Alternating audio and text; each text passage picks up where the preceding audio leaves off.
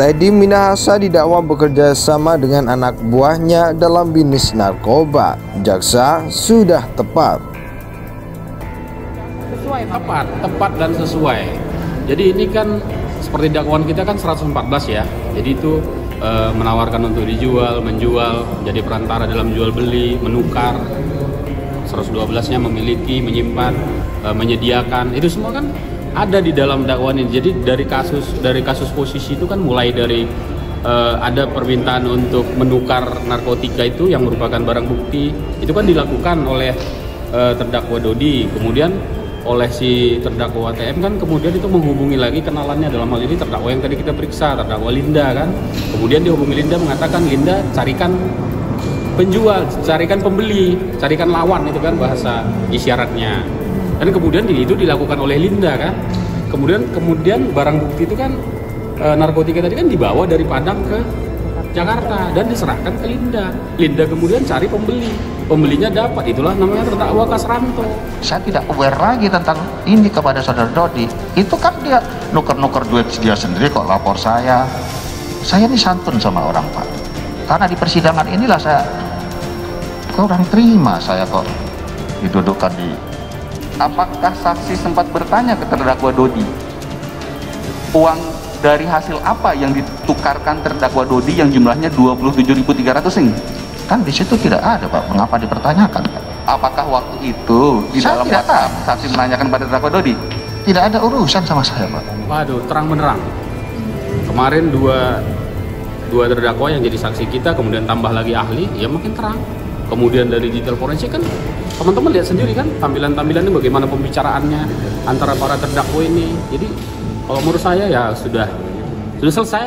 Sesuatu yang disampaikan di ruang sidang secara lisan ditakar dengan dua hal. Pertama, keutuhan informasinya, dan yang kedua, keakuratan informasinya. Kalau informasi yang disampaikan di ruang sidang, baik berupa pengakuan kah itu atau keterangan saksi kah itu, memenuhi dua unsur itu, yaitu utuh alias lengkap dan akurat, maka bisa disimpulkan informasinya berkualitas, pantas untuk dipertimbangkan, diperhatikan lebih lanjut.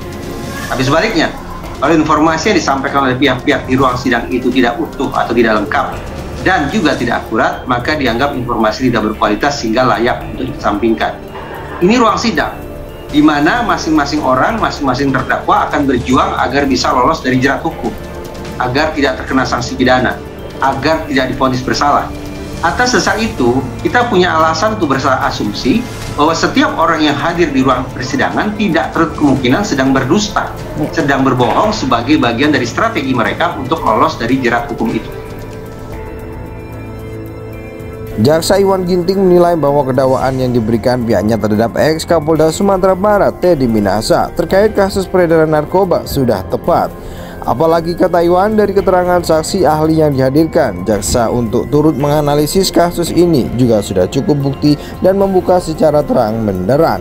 Iwan menilai sebenarnya kasus peredaran narkoba yang melibatkan Teddy, Dodi Prawinegara, Linda Pujiastuti, dan Kasranto sudah selesai, hanya tinggal menunggu putusan.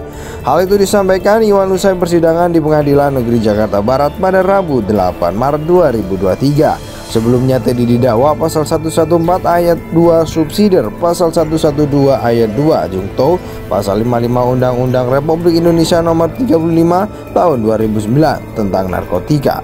Teddy terjerat kasus peredaran narkoba dan dianggap sebagai pengendali bisnis haram tersebut. Sebagaimana terungkap dari penyelidikan Polda Metro Jaya, jaksa penuntut umum mengatakan Teddy Minahasa didakwa telah bekerja sama dengan anak buahnya dalam bisnis gelap peredaran narkoba.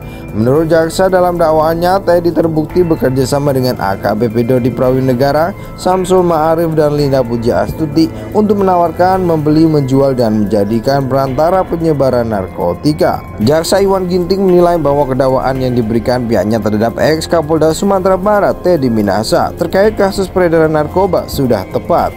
Apalagi kata Iwan, dari keterangan saksi ahli yang dihadirkan, jaksa untuk turut menganalisis kasus ini juga sudah cukup bukti dan membuka secara terang benderang. Iwan menilai sebenarnya kasus peredaran narkoba yang melibatkan Teddy, Dodi Prawinegara, Linda Pujiastuti, dan Kasranto sudah selesai, hanya tinggal menunggu putusan.